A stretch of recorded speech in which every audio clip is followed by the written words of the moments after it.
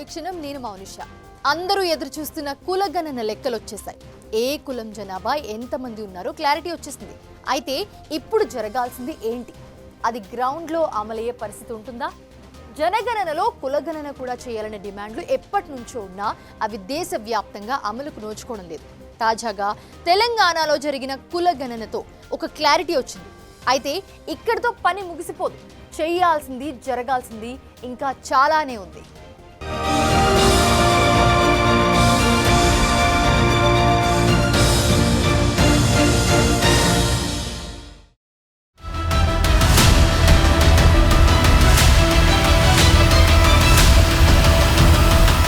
తెలంగాణలో సమగ్ర కులగణన లెక్కలు ప్రభుత్వం చేతికి వచ్చాయి.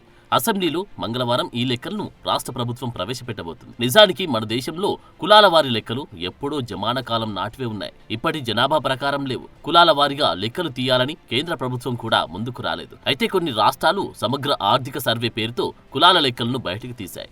అందులో తెలంగాణ లేటెస్ట్ గా ఈ ప్రాసెస్ కంప్లీట్ చేసింది. జనాభాలో ఎవరెంతుంటే వారికంత దక్కాలన్న సంకల్పంతో ఈ కులగణన జరిగింది. రాహుల్ గాంధీ దేశమంతా కులగణన జరగాలని కోరుకున్నారు. సార్వత్రిక ఎన్నికల ముందు హామీ కూడా ఇచ్చారు.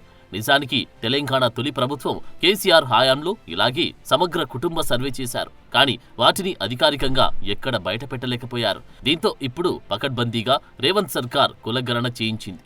కులగణన సర్వే నివేదికను కేబినెట్ సబ్ కమిటీకి ప్లానింగ్ డిపార్ట్మెంట్ ఫిబ్రవరి 2న అందజేసింది. ఈ రిపోర్ట్ ముఖ్యాంశాలను మంత్రి ఉత్తమ్ కుమార్ రెడ్డి బ్రీఫ్ చేశారు. మంగళవారం రోజున అసెంబ్లీలో ప్రవేశపెట్టనుంది ప్రభుత్వం.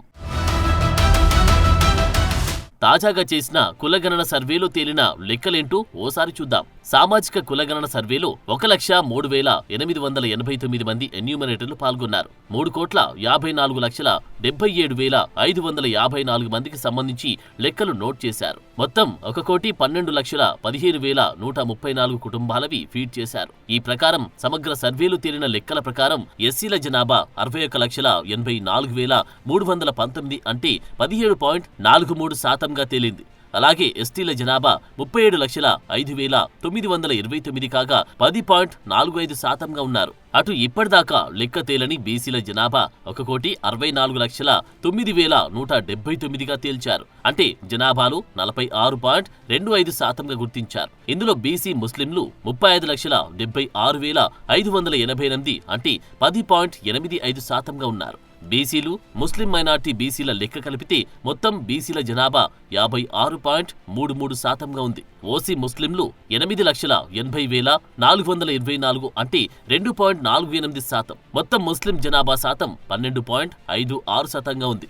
అటు ఓసీల జనాభా శాతం 15.79% అని లెక్క తేలింది. 16 లక్షల మంది పలు కారణాల వల్ల వివరాలు అందించలేదని ఉత్తమ్ కుమార్ రెడ్డి చెప్పారు. తెలంగాణలో సర్వే చేసిన జనాభా 3,54,77,554 ఇండివిజువల్స్ ని సర్వే చేశారు. స్వతంత్ర భారతదేశంలో ఇంత కాంప్రహెన్సివ్, ఇంత ఇంక్లూజివ్ సర్వే ఏనాడు జరగలేదు. ఈ సర్వే రిపోర్టు 4వ తారీఖు మా సబ్ కమిటీ ద్వారా ఈ సర్వే రిపోర్ట్ యాక్సెప్ట్ చేసి 4వ తారీఖు ఉదయం క్యాబినెట్ లో ప్రవేశించబోతున్నాము.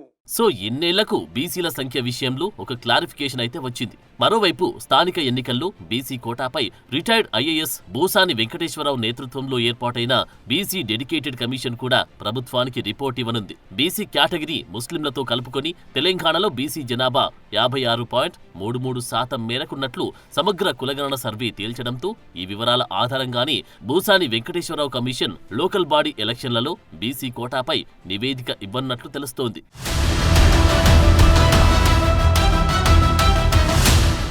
దేశ జనాభాలో ఎక్కువ శాతం బీసీలే ఉన్నారు. బీసీల సంఖ్య 70 కోట్లున్నట్లు ఓ అంచనా ఉంది. ఆ లెక్కన ఇది 56%.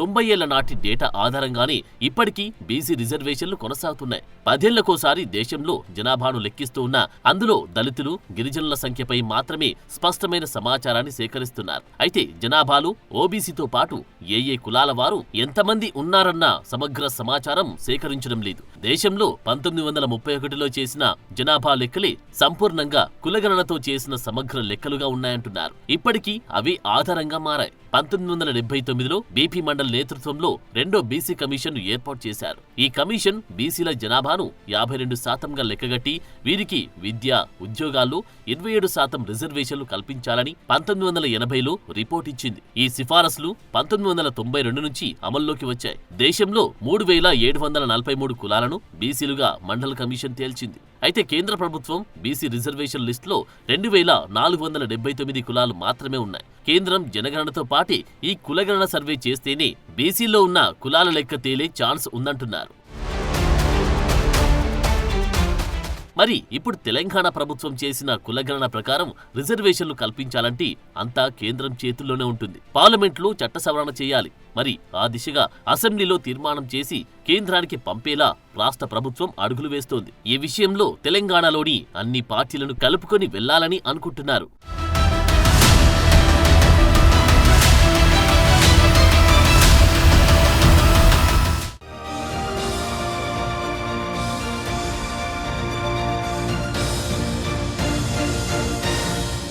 తెలంగాణలో బీసీల జనాభా లెక్కలు తేలడంతో వాట్ నెక్స్ట్ అనే పాయింట్ తెరపైకి వస్తుంది. ఇప్పటికీ ఈ విషయంపై పొలిటికల్ గా దుమారం రేగుతోంది. అసలు సర్వే అంతా కాకి లెక్కల మాదిరిగా ఉందని ఎమ్మెల్సీ కవిత అంటూ ఉన్నారు. తప్పుల తడక అని బీజేపీ ఎంపీ ఆర్ కృష్ణయ్య అన్నారు. వివరాలన్నీ ఓపెన్ డొమైన్ లో పెట్టాలంటున్నారు. మరోవైపు కాంగ్రెస్ నేతలు ఈ విమర్శలకు కౌంటర్లు ఇస్తున్నారు. గతంలో సర్వే చేసి వివరాలు ఎందుకు బయట పెట్టలేదని క్వశ్చన్ చేస్తూ ఉన్నారు.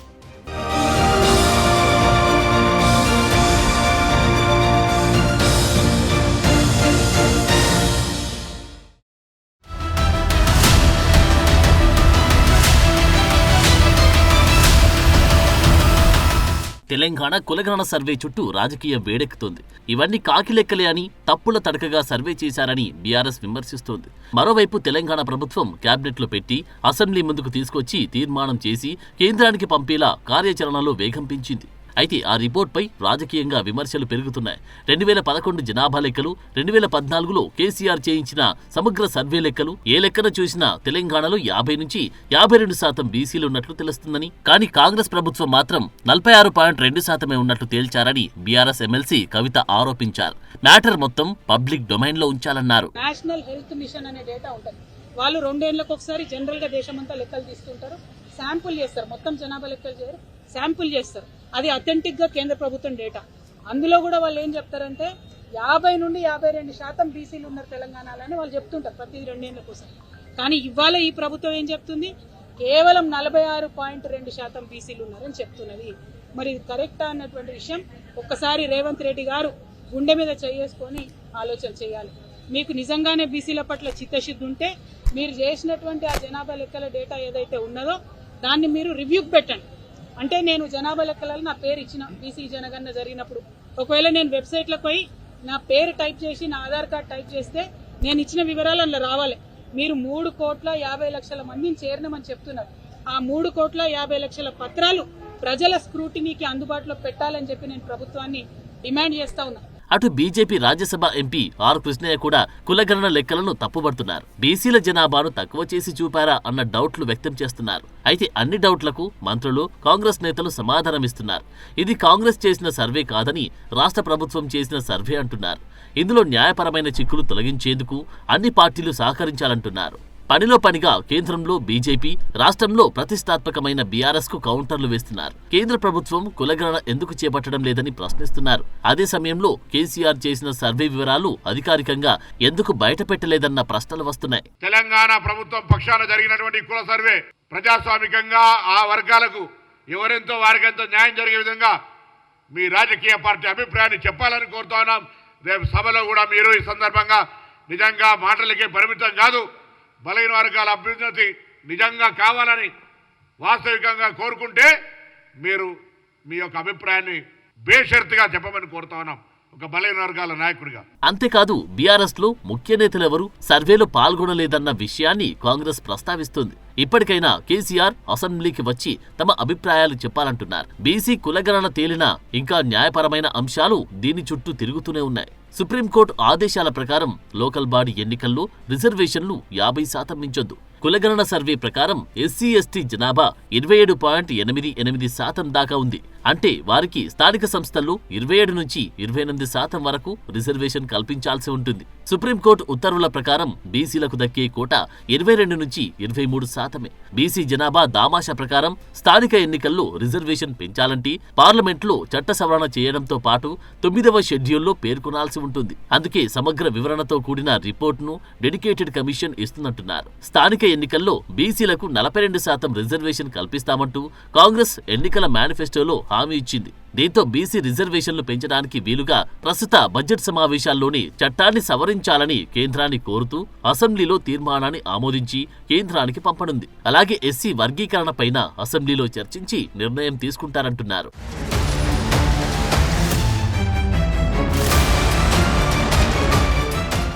నిజానికి బీసీ కోటా తేల్చి వారి జనాభా ప్రకారం రిజర్వేషన్లు ఇవ్వడం కోసమే స్థానిక సంస్థల ఎన్నికలను ఆలస్యం చేస్తూ వచ్చింది తెలంగాణ ప్రభుత్వం. సర్పంచ్ ఎన్నికలు పార్టీ గుర్తుపై జరగవు. జడ్పీటీసీ, ఎంపీటీసీ ఎన్నికలే పార్టీ గుర్తుపై జరుగుతాయి. ఈ రెండిట్లో ఏవి ముందు నిర్వహించాలన్నది కీలకంగా మారింది. స్థానిక సంస్థల ఎన్నికల్లో బీసీలకు 42% రిజర్వేషన్లు ఇవ్వాలన్న విషయానికి కాంగ్రెస్ ప్రభుత్వం కట్టుబడి ఉందని, అయితే అందుకు పార్లమెంట్లో చట్ట సవరణ చేయాల్సిన అవసరం ఉందన్న విషయాన్ని అసెంబ్లీ ద్వారా ప్రజల దృష్టికి తీసుకెళ్లనున్నారు.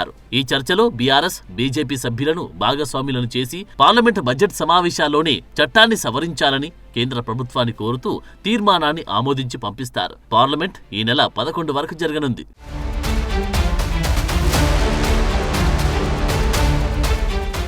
మరోవైపు స్థానిక సంస్థల ఎన్నికల నిర్వహణపై దాఖలైన పిటిషన్ల మీద విచారణ జరిపిన సుప్రీంకోర్టు ఎప్పటిలోగా ఎన్నికలు నిర్వహిస్తారని రాష్ట్ర ప్రభుత్వాన్ని ఇటీవలే ప్రశ్నించింది. దీనికి రేవంత్ సర్కార్ సమాధానం ఇవ్వాల్సి ఉంది. మరోవైపు స్థానిక ఎన్నికలు జరగపోవడంతో కేంద్రం నుంచి రావాల్సిన నిధులు పెండింగ్లో ఉన్నాయి. బడ్జెట్ తొలి సెషన్ ముగిసే వరకు రాష్ట్ర ప్రభుత్వం వేచి ఉండనుంది.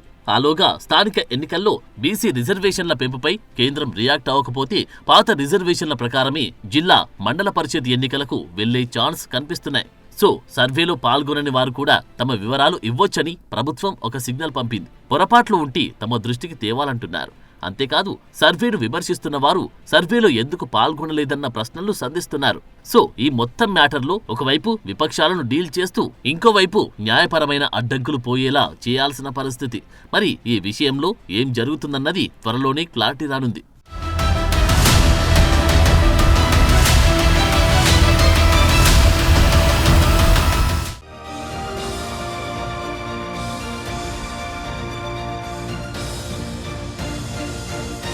కులగణనపై నీలినీడలు తొలగిపోయాయి. ఇప్పటిదాకా సర్వేలో పాల్గొన్న వారి వివరాల ప్రకారం బీసీల లెక్కలు తేలాయి. ఇక అమలు మాత్రమే మిగిలింది. ఇక్కడ కోటాపై ఎవరి చిత్తశుద్ధి ఏంటో తేలే సమయం కూడా వచ్చేసింది. For more videos like this, subscribe Big TV channel.